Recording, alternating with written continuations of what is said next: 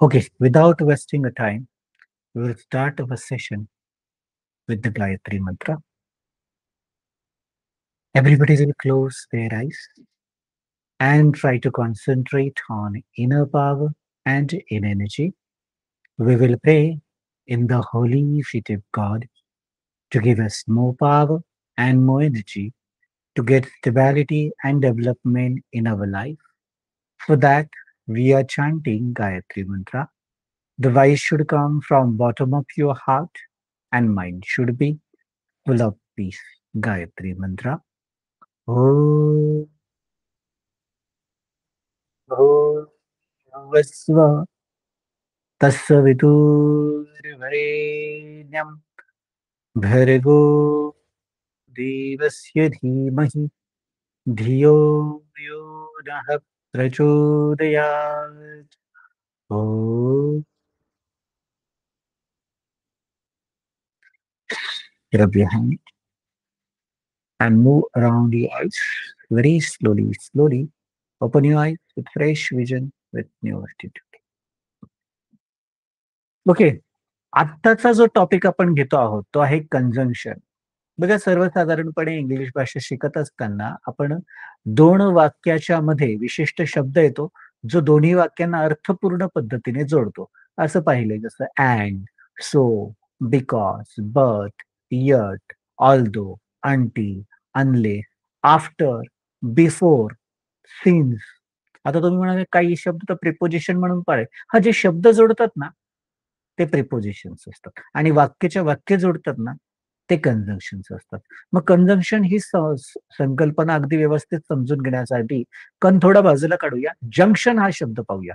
आता तुम्ही जंक्शन शब्द काय पाहायचं त्याच्यात तो रेल्वे स्टेशन जे भव्य दिव्य असतं, मोठं असतं, ज्याला खूप सगळे रेल्वे ट्रॅक असतात. अनेक दिशांचे रेल्वे ट्रॅक वेगवेगळ्या दिशांवरून एकत्र येतात आणि तिथे 8, 10, 15 प्लॅटफॉर्म तयार होतात. त्याला जंक्शन म्हटलं जातं.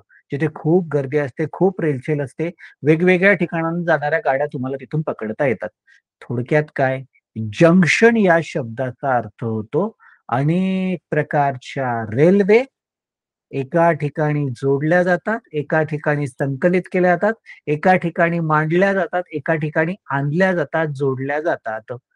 मग railway and track come together that is called junction. मग जंक्शन हा शब्द फक्त रेल्वे स्टेशनसाठीच मर्यादित आहे का? नाही. तो रेल्वे स्टेशनमध्ये वापरतात आणि जास्तीत जास्त लोकांना परिचित आहे, म्हणून तो रेल्वे स्टेशनसाठी पॉप्युलर आहे. पण रेल्वे स्टेशनसाठी स्पेशली किंवा एक्सक्लुझिव्हली वापरला जातो असं बिलकुल नाहीये. जसं फॉर एक्झाम्पल एखाद्या ठिकाणी तुम्ही असं कॅफेच्या संदर्भात पाहिलं असेल बघा. Cafe junction. What is cafe junction? जिथे अनेक लोक कॉफी प्यायला एकत्र येतात किंवा ज्या ठिकाणी अनेक प्रकारच्या कॉफी एकत्र पाहायला मिळतात. कॅपेचिनो आहे, कोल्ड कॉफी आहे, चॉकलेट कॉफी आहे, हॉट कॉफी आहे, वेगवेगळ्या प्रकारच्या एकत्र येतात, एकत्र जोडल्या जातात, एकत्र बांधल्या जातात. त्याला म्हटलं कॅफे जंक्शन. त्याच पद्धतीने फूड जंक्शन हा शब्द सुद्धा पाहिला असेल बऱ्याच ठिकाणी फिरत असताना पुण्यामध्ये, मुंबईमध्ये, बंगलोरमध्ये, नोएडामध्ये, हैदराबादमध्ये किंवा चेन्नईमध्ये. बरोबर? तर फूड जंक्शन याचा अर्थ वेगवेगळ्या प्रकारचे फूड्स तिथे एकत्र पाहायला मिळतात. मग साउथ इंडियन असेल, पिझ्झा असेल, बर्गर असेल किंवा सँडविच असेल, हॉट डॉग असेल, साउथ इंडियन डिशेस असतील, मॅगी असतील, वेगवेगळ्या प्रकारचे पेय पदार्थ असतील, चॅट असतील, एकत्र जोडणं जाणं, मांडलं जाणं. जंक्शन आहे कसलं? फूडचं, फूड जंक्शन. त्याचप्रमाणे लोन जंक्शन असाही शब्द काही जणांनी काही ठिकाणी पाहिला असेल. मग लोन जंक्शन काय? तुम्हाला पर्सनल लोन घ्यायचं असेल, आम्ही ते काढून देऊ. तुम्हाला जे आहेत ना, होम लोन घ्यायचं असेल, आम्ही ते इश्यू करून देऊ. तुम्हाला बिझनेस लोन घ्यायचं असेल, तुम्हाला एज्युकेशनल लोन घ्यायचं असेल, तुम्हाला कुठल्याही प्रकारची वस्तू घ्यायची असेल, त्याच्या संदर्भात लोन हवं असेल, तर अशा प्रकारच्या सर्व लोनची फॅसिलिटी एकाच ठिकाणी तुम्हाला पाहायला मिळते. त्याला लोन जंक्शन म्हटलं जातं. जंक्शन कसलं? लोनचं. सेम वे फॅशन जंक्शन असा सुद्धा शब्दप्रयोग काही जणांनी पाहिला असेल. फॅशन जंक्शन म्हणजे काय? वेस्टर्न फॅशन आहे, इंडियन फॅशन आहे, किड्स वेअर्स आहे किंवा वुमेन वेअर्स आहेत किंवा यंगस्टर्स वेअर्स आहेत. अशा वेगवेगळ्या प्रकारच्या ज्या आहेत ना, जंक्शन फॅशनचं तिथे पाहायला मिळतं. त्याचप्रमाणे स्पोर्ट जंक्शन असा शब्दप्रयोग सुद्धा आपण पाहतो. मग स्पोर्ट्स जंक्शन म्हटल्यानंतर काय येतं, ज्या ठिकाणी तुम्हाला कॅरम पाहायला मिळतोय किंवा बुद्धिबळ म्हणजे चेस पाहायला मिळतोय किंवा बॅडमिंटनचं साहित्य पाहायला मिळतंय, टेनिसचं साहित्य पाहायला मिळतंय, व्हॉलीबॉल पाहायला मिळतोय, फुटबॉल पाहायला मिळतो आहे किंवा वेगवेगळ्या प्रकारचे छोटे-मोठे जे आहेत ना, प्रोटेक्शन खेळ पाहायला मिळतायत. बॅट पाहायला मिळते, बॉल पाहायला मिळतोय, क्रिकेटचा सगळा जे आहेत ना सेट पाहायला मिळतोय. स्पोर्ट्स जंक्शन आहे. आणि शेवटचं तुमचा लाडका मोबाईल जंक्शन म्हणजे काय? तिथे मोबाईल रिपेअर केले जातायत, मोबाईल सेल केले जातायत, मोबाईलचे एक्सेसरीज मिळतायत, मोबाईलच्या संदर्भातला काही प्रॉब्लेम असेल ते सांगितलं जातंय, रिचार्ज करून मिळतायत, मोबाईलचं कव्हर मिळतंय, मोबाईलच्या वेगवेगळ्या एक्सेसरीज, वेगवेगळ्या सपोर्ट करणारे जे आहेत ना टूल पाहायला मिळतात. या सगळ्या ठिकाणी बऱ्याच दुकानांमध्ये हे अशा प्रकारे वापरलं. Cafe junction, food junction, loan junction, fashion junction, sport junction किंवा अगदी मोबाईल जंक्शन. या सगळ्यांमध्ये कॉमन शब्द आहे जंक्शन. जंक्शन याचा अर्थ एकत्र जोडणारा, एकत्र बांधणारा, एकत्र आणणारा, एकत्र संकलित होणारा. मग जंक्शन आपण पाहतोय, तर आता आपण पाहूया कंजंक्शन. कन या शब्दाचा अर्थ आपण घेऊ शकतो कन्स्ट्रक्शन. म्हणजे कन्स्ट्रक्शनचं जंक्शन. वेगवेगळ्या प्रकारचे, वेगवेगळ्या भावाचे जिथे सेंटेन्सेस एकत्र संकलित केले जातात, एकत्र बांधले जातात, एकत्र जोडले जातात, एकत्र लिंक केली जातात. मग त्याला काय म्हटलं जातं? जंक्शन. कसलं जंक्शन आहे? कन्स्ट्रक्शनचं. म्हणजेच थोडक्यात सांगायचं म्हणजे अशा विशिष्ट प्रकारचे शब्द जे जंक्शन आहे कसले? कन्स्ट्रक्शनचे. 2 वेगवेगळ्या प्रकारचे वाक्य अर्थपूर्ण पद्धतीने एकमेकांशी विशिष्ट शब्दाने लिंक होतात, जंक्शन होतात, जोडले जातात, बांधले जातात. त्यांना कंजंक्शन म्हणतात. जसं and, then, so, because, yet, although until हे शब्द. आता 2 वेगवेगळ्या प्रकारचे वाक्य जरा उदाहरणाने समजून घेऊन एकत्र जोडूया बरं. म्हणजे जरा चांगल्या प्रकारे समजेल. 2 वेगवेगळ्या वाक्यांना एकत्र जोडतात आणि अर्थपूर्ण पद्धतीने एकमेकांशी संबंध प्रस्थापित करतात ते वाक्य जोडून कशाच्या माध्यमातून? एका शब्दाच्या माध्यमातून. त्या शब्दांना कंजंक्शन्स म्हणतात. जंक्शन आहे कन्स्ट्रक्शनचं. Santosh has taken loan and he starting business. संतोषने लोन घेतलेलं आहे आणि आता तो व्यवसाय सुरू करतोय. 2 वेगवेगळी वाक्य अँडने ते जोड एकत्र जोडले. Santosh has taken loan and त्याच्याऐवजी आपण देन म्हणूया. Santosh has taken loan then he is starting business. संतोषने आता लोन घेतलेलं आहे आणि मग तो आता व्यवसाय सुरू करत आहे. 2 वेगवेगळी वाक्य इथे अँड आणि देननेच एकत्र जोडली गेली. They are watching TV so they are enjoying it. They are watching TV then they are enjoying it. They are enjoying it because they are watching TV. म्हणजे बिकॉजने, सोने हे शब्द किंवा 2 वाक्य विशेष करून एकत्र जोडले गेलेले आहेत. She will ask question but she will not get answer. ती प्रश्न तर विचारेल, पण तिला प्रश्नाचं उत्तर मिळणार. She will ask question but yet she will not get answer. ती प्रश्न विचारला असताना सुद्धा तिला उत्तर काही मिळणार नाही. तरी सुद्धा तिला उत्तर मिळणार नाही. आणि त्याच पद्धतीने आणखी 2 वाक्यांचं जंक्शन करूया कन्स्ट्रक्शनचं conjunction. Although I went to Mumbai. Although I did not see gateway of India. Gateway of India जरी पाहिला नसला ना, तरी मी मुंबईला बऱ्याच वेळा गेलोय बरं का. म्हणजे सेम वे. आता I went to Mumbai until I did not see gateway of India. जोपर्यंत मी गेटवे ऑफ इंडिया पाहिला नव्हता ना, तोपर्यंत खरं मी मुंबई पाहिलीच नव्हती असं मला वाटतं. गेटवे ऑफ इंडिया, त्याच्या समोरचा समुद्र, अनेक वेगवेगळ्या ठिकाणचे लोकं एकत्र येत आहेत. तिथे आहे समुद्रात उभ्या असलेल्या मोठमोठ्या महाकाय जहाज किंवा बोट आणि त्याच्याच समोर असलेला भव्य दिव्य असा ताज पॅलेस, ताज रेस्टॉरंट. मग हा सगळ्याच्या सगळा जे आहे ना भाग त्याच्यामध्ये अनुभवायला मिळतो, पाहायला मिळतो. सो त्या पद्धतीने आपण काय केलं कन्स्ट्रक्शनचं जंक्शन केलं. मग सोपं करायचं झालं, कंजंक्शन या शब्दाचा अर्थ उभयान्वयी होत असला तरी ती संकल्पना घेऊन घेताना आपण जाणीवपूर्वक त्याची फोड केली, तोडला तो शब्द. जास्त सोपा करून घेण्यासाठी. कण याचा अर्थ होतो कन्स्ट्रक्शन म्हणजे रचना किंवा वाक्यरचना आणि जंक्शन याचा अर्थ होतो एकत्र बांधणारा, एकत्र आणणारा, एकत्र जोडला जाणारा. म्हणजे जिथे 2 प्रकारचे वाक्यप्रचार, वाक्यरचना, वाक्य एकत्र पाहायला मिळतात, एकत्र जोडल्या जातात त्यांना आपण कंजंक्शन्स असं म्हणू शकतो.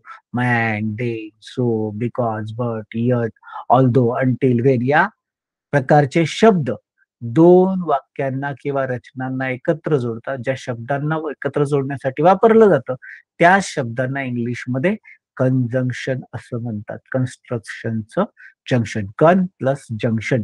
What is conjunction? The word which help us to connect the sentence or phrases. आता अँड म्हणजे आणि, देन मग, सो म्हणून, बिकॉज कारण, बट पण, तरी देखील, यट, ऑल्दो तरी, अंटील तोपर्यंत, व्हेन जेव्हा, हे आणि या प्रकारचे अनेक वाक्य काय करतात, शब्द काय करतात, वाक्यांना जोडण्याचं काम करतात. ह्या शब्दांनाच मुळात कन्स्ट्रक्शनचं जंक्शन म्हणजे कंजंक्शन असं म्हणतात. मराठीच्या व्याकरणामध्ये याला उभयान्वयी अव्यय म्हटला जातो. उभय याचा अर्थ दोघं, अव्यय याचा अर्थ जोडणारा, दोन वाक्यांना जोडणारा, रचनांना जोडणारा शब्द म्हणजे कंजंक्शन्स असं होतं. आता इंग्लिशमध्ये कंजंक्शन्स याला असं म्हणतात किंवा म्हटलं जातं. मग आता there are two type of conjunctions. कुठले कुठले दोन? एक आहे सिंगल वर्ड मधलं कंजंक्शन आणि दुसरं आहे डबल वर्ड्स मधलं कंजंक्शन. आता पाहायला गेलं तर so, because, and, but, when, after, before, since, yet किंवा although, until, otherwise, unless, then हे सगळे शब्द आहेत. एकच शब्द आहे जो दोन वाक्यांना एकत्र जोडतो. आणि डबल वर्ड कंजंक्शन्स म्हणजे काय हो? Not only but also, if, then, either, or किंवा नायदर, नॉर किंवा नो, सुनर दॅन किंवा तसं प्रकारचे अनेक दोन वेगवेगळे शब्द जिथे जे आहेत ना दोन वाक्यांना एकत्र जोडलं जातं आणि कंजंक्शन केलं जातं. पण आता मात्र आपण जे आहेत ना या प्रकरणामध्ये या टॉपिकमध्ये सिंगल वर्डचंच कंजंक्शन्स घेतोय. म्हणून काऊ सर हे पण कंजंक्शन आहे. मग दोन शब्दांचं कंजंक्शन का नाही घ्यायचं? कारण अजून आपण सेंटेन्स फॉर्मेशन कसं करायचं याच्यावरती फोकस केलेला नाहीये. आणि तो फोकस जर व्यवस्थित झाला, तर मला असं वाटतं डबल वर्डचं कंजंक्शन जो आहेत ना, तो सोडवण्यासाठी जो सेंटेन्स फॉर्मॅट असतो, तो आपल्याला ते समजून घ्यायला मदत करा. अर्थात हे काय आपण बाजूला ठेवतोय, टाळत नाहीये, एल्युमिनेट नाही करत आहे. फक्त काय करतोय, पोस्टपोन करतोय. कारण एकदा सिंगल वर्डची कॉन्सेप्ट तुम्हाला समजली ना कंजंक्शनची, तर सगळीकडे कंजंक्शन फंक्शन एकच आहे.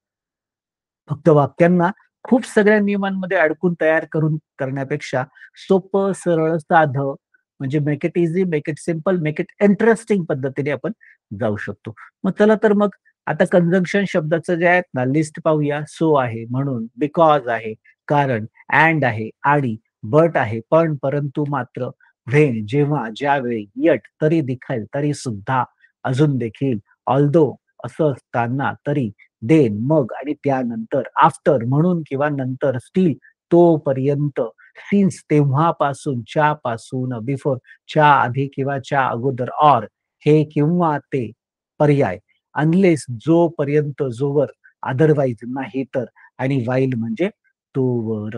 म्हणजे कंजंक्शनच्या बाबतीत सो, बिकॉज, त्याच्यानंतर and, but, when, yet, although, then, after, still, since, before, or, unless, otherwise, while या पद्धतीने तुम्हाला ते पाहायला मिळतंय. म्हणजे काय? हे असे शब्द आहेत ज्याची फ्रिक्वेन्सी कंजंक्शन्समध्ये सर्वात जास्त इंग्लिशच्या वापराबद्दलची पाहायला मिळते. मग जसं फॉर एक्झाम्पल आपण एक लव्ह स्टोरी घेऊया बरं का. प्रेमी आणि प्रियकर यांच्यामध्ये कंजंक्शन वापरून जे आहेत ना वेगवेगळे सिच्युएशन, वेगवेगळे भाव, वेगवेगळे प्रसंग, त्या लव्ह जर्नी मधले जे आहेत ना वेगवेगळे स्टेशन पाहण्याचा प्रयत्न करूया. आपण या आपल्या लव्ह स्टोरीचं नाव घेतोय जब वी मेट. आपण जेव्हा भेटतो, प्रेमी प्रियकर एकत्र भेटतात त्यावेळेस काय होतं ते. ही met her and she met हिम. मग इथं कंजंक्शन पाहूया. सो, कॉज अँड इफेक्ट, कारण आणि परिणाम. ही कारण आहे आणि हे असं होतं हे त्याचा परिणाम आहे. मग त्याच्यामध्ये जे आहेत ना वाक्य पाहिलं, ही मेट दॅट गर्ल. तो त्या मुलीला भेटला हे झालं कारण आणि म्हणून त्याचा परिणाम काय झाला? He got big headache. त्याला मोठी डोकेदुखी झाली. ती त्या डोकेदुखीचं कारण आहे आणि डोकेदुखी हा तिचा भेटण्याचा परिणाम आहे. कॉज अँड इफेक्ट बरोबर? कारण आणि परिणाम. याला ते उलटं केलं तर याच्यामध्ये इफेक्ट आणि कॉज अशी वाक्यरचना करता येते. इफेक्ट आणि कॉज म्हणजे काय? त्याला डोकेदुखी झाली. त्याचं कारण काय होतं? कारण ती मुलगी त्याला भेटली. He got the headache because he mate that girl. आता इथे इफेक्ट अँड कॉज आहे, म्हणजे जे जे वाक्य सोने तयार होतं आधीचं वाक्य ते दुसऱ्या नंबरला जातं बिकॉज मध्ये, आणि सोचं नंतरचं वाक्य आधी येतं. ए सो बी आणि बी बिकॉज ए, असं आपल्याला करावं लागेल. बिकॉज, कॉज अँड इफेक्ट हे सोच्या बाबतीत, आणि बिकॉजच्या बाबतीत इफेक्ट आणि कॉज येतो आहे.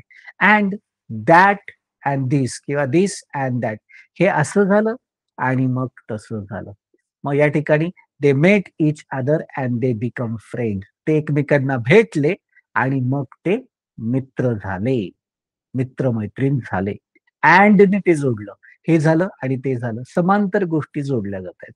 Same way but, yes but no, not, yes but no या अर्थाने. मग जसं फॉर एक्झाम्पल कॉन्ट्राडिक्टरी वाक्य बरं का हे, "अरे तू असं झालंय ना, पण." मग काहीतरी वाईट घडलं. वाईट घडलंय ना, पण हे चांगलं पण घडलंय. अफर्मेटिव्हची सिच्युएशन निगेटिव्ह मध्ये करतो बट लावून, आणि निगेटिव्हची सिच्युएशन बट लावून अफर्मेटिव्ह मध्ये करतात. She was very beautiful but he was not handsome. ती सुंदर होती, पण तो काही देखणा नव्हता. He was talented but she was not talented. तो खूप बुद्धिमान होता, पण ती काही बुद्धिमान नव्हती. व्हेनची सिच्युएशन जेव्हा तेव्हा, टाइम आणि सिच्युएशन सांगितलं जातं. Love and first time. मग काय होतं? He fall in love with her. तो तिच्याशी अगदी प्रेमातच पडला. केव्हा? When he saw her first time. जेव्हा तिला त्याने पहिल्यांदा पाहिलं ना, त्याच वेळी तेव्हा तो तिच्या प्रेमात पडला. व्हेनने 2 वाक्य एकत्र जोडले गेले. Eight expected but did not happen. म्हणजे काय? घडायचं असं अपेक्षित होतं, पण झालं नाही. येट वापरला जातोय. बरोबर? 5 इयर्स अँड अनमॅरिड. मग इथे काय होतंय? दे वर with each other from 5 years. 5 वर्षापासून ते एकमेकांच्या सोबत आहे. येट असं असताना सुद्धा they have not decided anything about marriage. म्हणजे अपेक्षित होतं, एक्स्पेक्टेड होतं, पण त्यांनी विचार केलेला नाही. म्हणजे 5 वर्षापासून ते एकमेकांसोबत आहे आणि तरी सुद्धा त्यांनी लग्नाच्या संदर्भात अजून काहीही ठरवलेलं नाही. Eight expected but did not happen. Although the fact surprise. व्हायला पाहिजे होतं, पण झालं नाही. कमाल आहे. या अर्थाने मग मॅरी आणि पुअर. मग या ठिकाणी ही अग्रीड टू मॅरी. ती लग्न करायला तयार. Although he is unemployed. तो काही कमवत नाहीये. बेरोजगार आहे. असं असताना सुद्धा सरप्राइझिंगली ती लग्नाला तरी सुद्धा तयार आहे. ऑल्दो असं असताना देखील. त्याच्यानंतर देन कॉन्सिक्वेन्सेस ऑर रिझल्ट. त्याचा फलप्राप्ती काय? परिणाम काय आहे? प्रभाव काय? Hurt and broke. मग या ठिकाणी शी हर्ट हिम. तिने त्याला दुखवलं. त्याला ज्या आहेत ना वेदना दिल्या, and then he broke the relationship with her. आणि मग त्याने काय केलं? तिच्याशी संबंधच तोडून टाकले.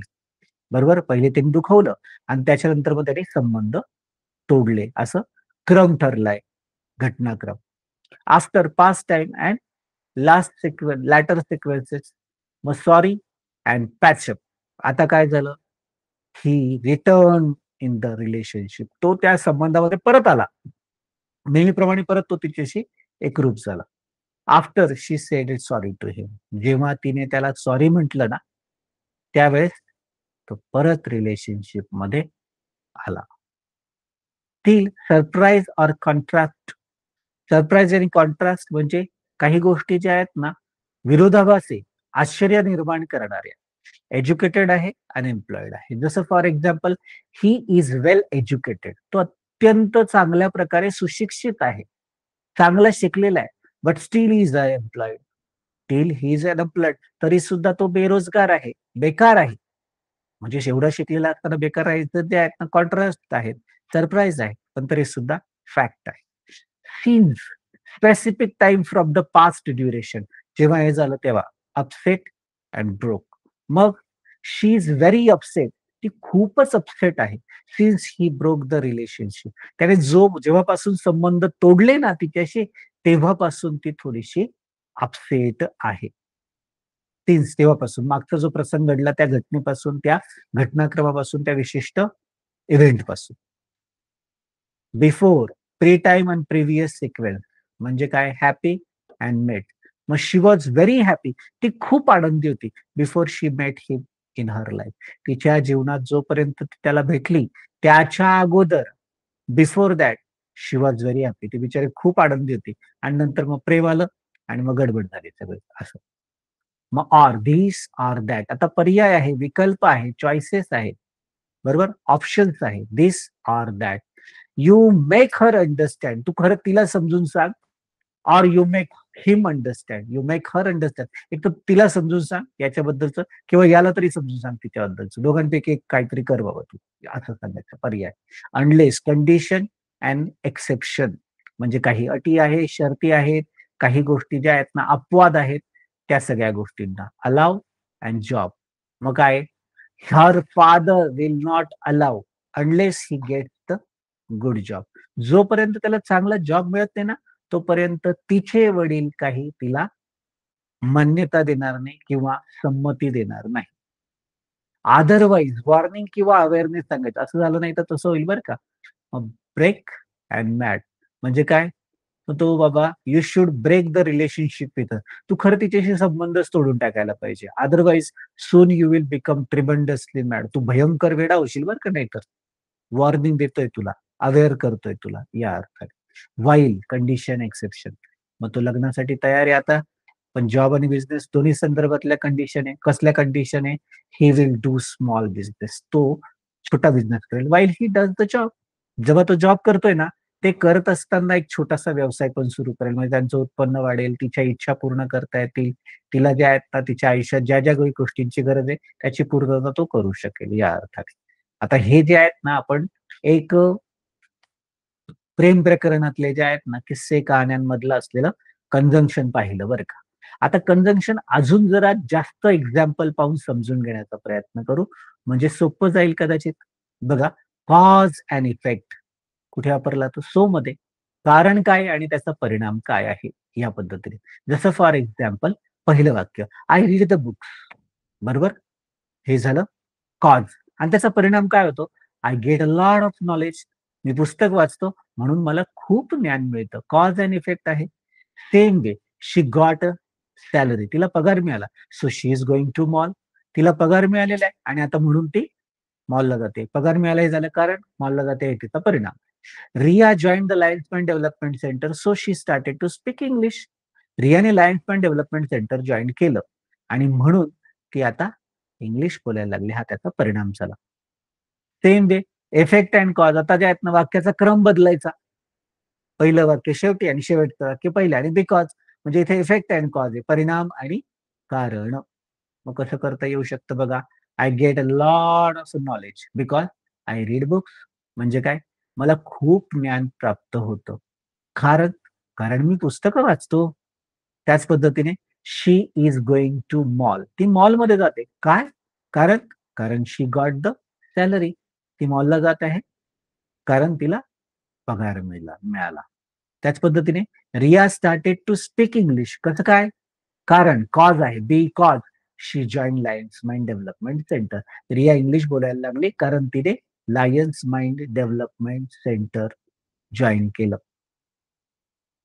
Same way connect with the sequence. संलग्न असलेला क्रम. मग त्याच्यामध्ये अँड वापरला जातो म्हणजे आणि येतो. मग इथे जर पाहिलं आपण तर बघा, I read the books and I get the lot of knowledge. म्हणजे मी पुस्तकं वाचतो आणि मला पुस्तकातून खूप ज्ञान प्राप्त होतं. Same way she got the salary and she is going to mall. तिला पगार मिळाला आणि ती आता मॉलमध्ये जाते आहे. Same way Riya joint Lions point development Centre आणि आणि मग she started to speak English.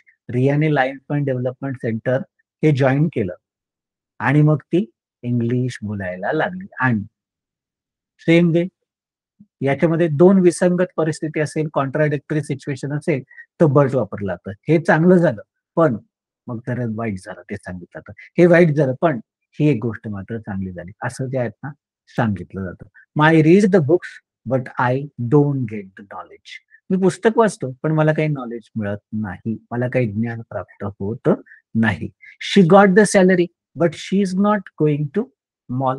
तिला पगार मिळालाय पण ती आता मॉलला नाही जाते. ती पैसे वाचवते तिच्या भविष्यासाठी अशा अर्थाने. त्याचप्रमाणे Riya joint Lions point development Centre but she didn't start to speak English. म्हणजे काय? रिया लायन्समॅन डेव्हलपमेंट सेंटर तर जॉईन करेल, पण she did not start to speak English. ती इंग्लिशला सुरुवात करणार नाही किंवा इंग्लिश बोलायला लागली नाही. त्याचप्रमाणे इथे टाइम अँड सिच्युएशन यांचं कोऑर्डिनेशन करायचं असेल तर वेन वापरला तर वेळ आणि परिस्थिती यांचा समन्वय. जेव्हा असं झालं तेव्हा तसं झालं या अर्थाने. मग इथं पहिलं वाक्य पाहिलं आपण, I get the lot of knowledge when I read the book. जेव्हा मी पुस्तक वाचतो ना तेव्हा मला खूप ज्ञान मिळतं. She goes to mall when she get salary. तिला जेव्हा जेव्हा पगार मिळतो ना तेव्हा ती मॉलमध्ये जाते. बरोबर. Riya started to speak English when she join Lions development Centre. रियाने जेव्हा लायन्स डेव्हलपमेंट सेंटर जॉईन केलं तेव्हा ती इंग्लिश बोलायला लागली. त्याचप्रमाणे expected but did not happen. अपेक्षित होतं पण तसं झालं नाही, यट वापरलं जातं. मग इथे सुद्धा तुम्हाला थोडासा विरोधाभास जाणवतो बरं का. अपेक्षित होतं, I don't get this lot of knowledge. मला खूप ज्ञान मिळत नाही, पण तरी देखील असं असताना सुद्धा मी पुस्तकं वाचतो. तरी देखील मी पुस्तकं वाचतो. शी डझंट गो टू जॉब. ती काही जॉबला जाते, yet she get the salary. Surprising. ती कामाला जात नाही, पण तरी देखील तिला पगार मात्र मिळतो. Riya speak English and yet she join Lions development centre. Riya चांगलं इंग्लिश बोलते, पण तरी देखील तिने लायन्स डेव्हलपमेंट सेंटर जॉईन केलं. बरोबर. त्याच्यानंतर फॅक्ट मेक्स अदर सरप्राईज. एक वास्तवता जी विस्मयतेची निर्मिती करते, आश्चर्याची निर्मिती करताय. असं असताना सुद्धा, असं असताना देखील, जसं I read books although I don't get knowledge. मला ज्ञान मिळत नसताना देखील, नसताना सुद्धा मी पुस्तकं मात्र वाचतो बरं का. असं असताना सुद्धा मी पुस्तकं वाचतो. She get salary although she does not go to job. बरोबर. ती कामाला जात नसताना सुद्धा तिला पगार मात्र मिळतो बरं का. त्याप्रमाणे Riya join Lions development Centre although she speaks English language. ती इंग्लिश बोलत असताना सुद्धा ती बोलते. असं असताना सुद्धा तिने लायन्स डेव्हलपमेंट सेंटर जॉईन केलं बरं का. त्याच पद्धतीने कॉन्सिक्वेन्सेस ऑर रिझल्ट, फलप्राप्ती किंवा त्याचा परिणाम सांगायचा आहे ना या दृष्टिकोनातून देन, मग इथे सांगितलं जातं. मग आणि दे. मग इथे जर पाहिलं तर बघा, I read book then I get lot of knowledge. म्हणजे काय, मी पुस्तकं वाचतो आणि मग मला खूप ज्ञान मिळतं. त्याचप्रमाणे she got a salary then she is going to mall. तिला पगार मिळाला, मग ती मॉलला जात आहे. त्यानंतर Riya join Lions development Centre then she started to speak English. रियाने लायन्स डेव्हलपमेंट सेंटर जॉईन केलं आणि मग आता ती इंग्लिशमध्ये बोलते किंवा बोलायला लागली. पास्ट टाइम आणि लॅटर सिक्वेन्स, पश्चात काल किंवा नंतरचा क्रम सांगायचा याच्यासाठी काय वापरला जातं, आफ्टर, म्हणून किंवा नंतर. मग इथे जर पाहिलं, I get a lot of knowledge after I read books. मी पुस्तकं वाचल्यानंतर मला खूप ज्ञान मिळतं. She is going to mall after she got salary. तिला पगार मिळाल्यानंतर ती मॉलला जात आहे. किंवा Riya started to speak English after she join Lions development Centre. म्हणजे रियाने लायन्स डेव्हलपमेंट सेंटर जॉईन केलं, त्याच्यानंतर ती इंग्लिश बोलायला लागली. किंवा सरप्राईज किंवा कॉन्ट्रास्ट करायचं असेल, आश्चर्यकारक किंवा विरोधात्मक गोष्टी असतील तर त्याच्यासाठी स्टील वापरतात. तोपर्यंत मग इथे I don't gate lot of knowledge still I read book. मला खूप ज्ञान मिळत नाही तरी सुद्धा मी पुस्तक वाचतो. She does not go to job still she get salary. ती कामाला जात नाही तरी सुद्धा तिला पगार मात्र मिळतो. Riya speak English and still she join Lions development centre. Riya English बोलते तरी सुद्धा तिने लायन्स डेव्हलपमेंट सेंटर जॉईन केलं. त्याच पद्धतीने specific time from the past duration, भूतकाळातील एखाद्या विशिष्ट काळापासून हे घडतंय असं सांगितलं जातंय. I read the book since I learn to read.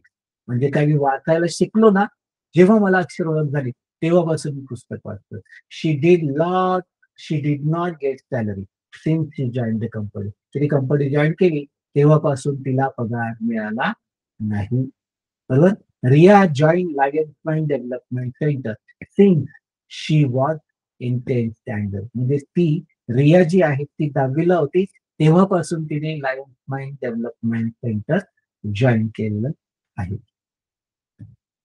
Pre pre time किंवा प्रिव्हियस सिक्वेन्स, पूर्वकाळ किंवा अगोदरचा क्रम सांगण्यासाठी बिफोर च्या अगोदर किंवा च्या आधी असं सांगितलं जातंय. मग आता तिथे I overlook the book before I read the book, म्हणजे काय, मी पुस्तक वाचण्याच्या अगोदर मी पुस्तक टाळतो. She had submitted document before she join the company. तिने कंपनी जॉईन करण्या अगोदर तिने कागदपत्र जमा केलेले होते. Riya was not speaking English before she join Lions mind development centre. Riya Lions mind development centre join करण्याच्या अगोदर ती इंग्लिश बोलत नव्हती.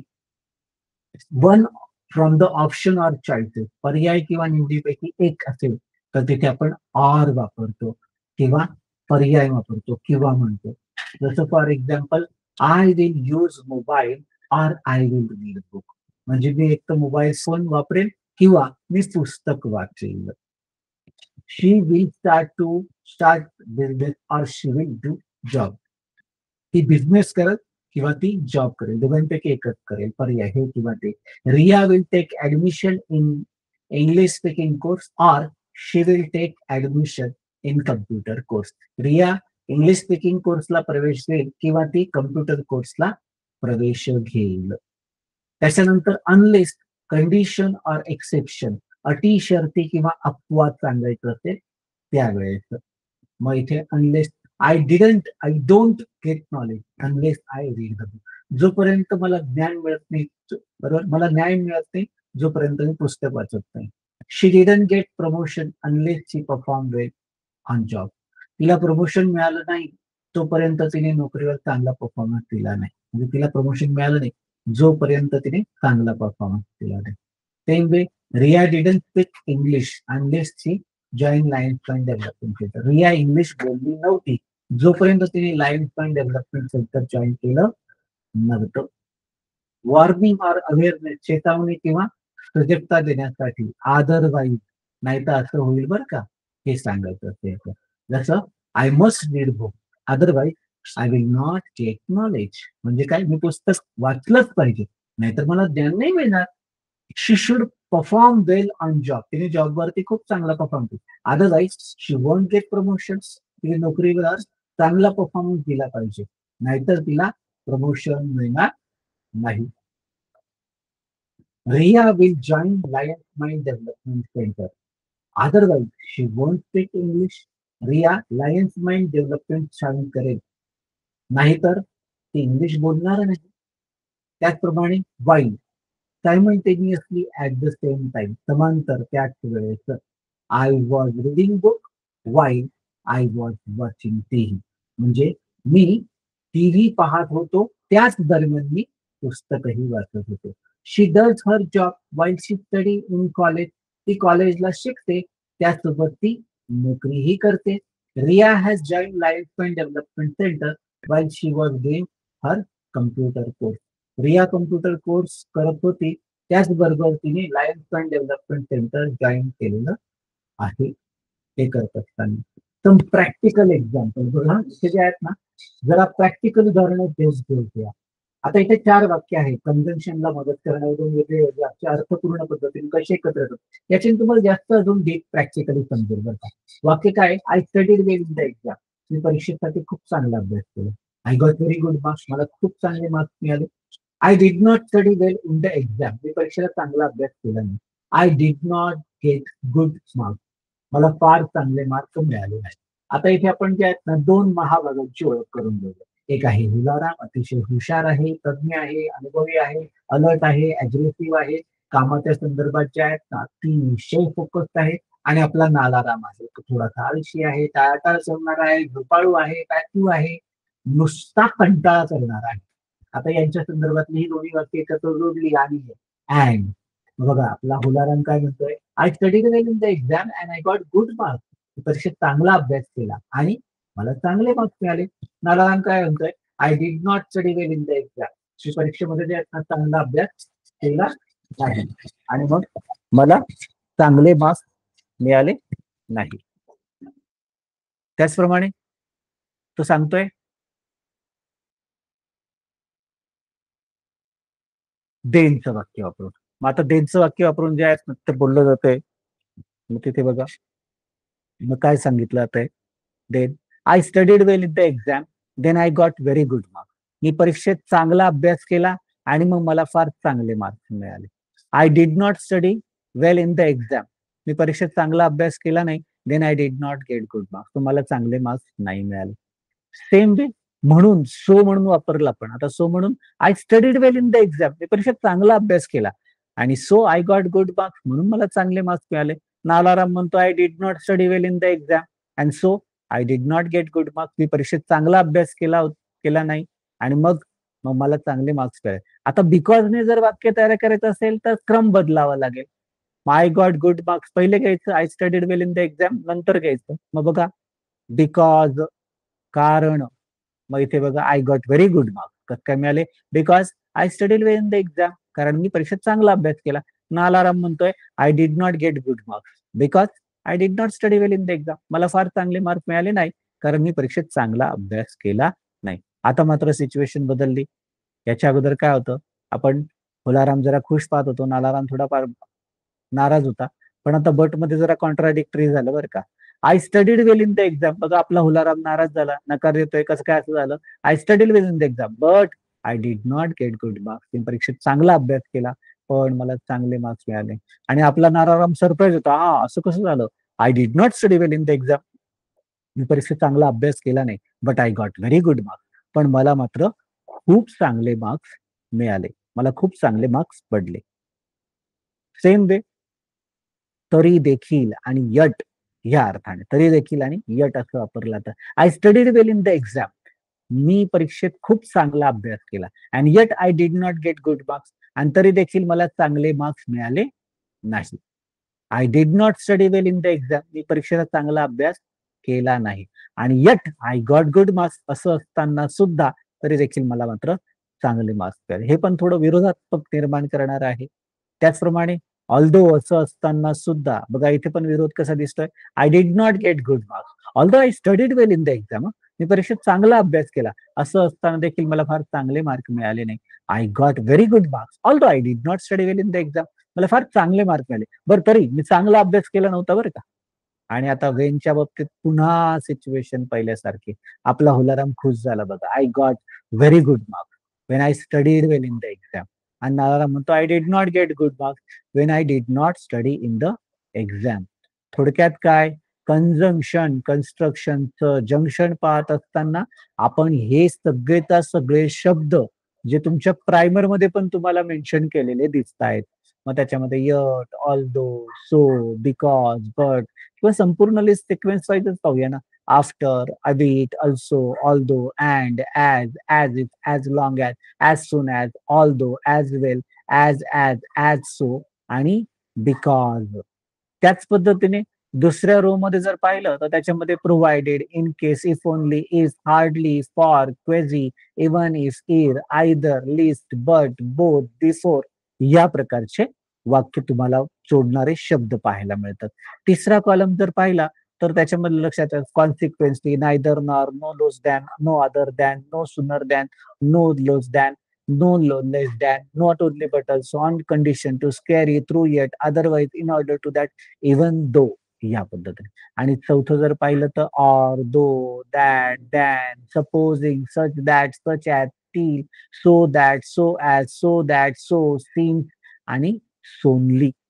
त्याच पद्धतीने शेवटचा जर कॉलम पाहिला तर त्याच्यामध्ये जर पाहिलं तर steel, unless, until, Wien, one, steel, unless, until, Wien, one, steel, unless, until, nor. म्हणजे काय? थोडक्यात अगदी एकाच टाईट मध्ये आपल्याला हे पाहायचं असेल तर after, albeit, also, although, and, as if, as long as soon as though, as well as so, because, before, both, but, lest, either, ere, even if, quasi, for, hardly, if only, in case, provided, consequently, rather nor, no less than, no other than, no sooner than, nonetheless, none less than, not only but also on condition to that scary when, though yet otherwise, in case of that, even though solely seems so, so that, so as, so that, till, such as,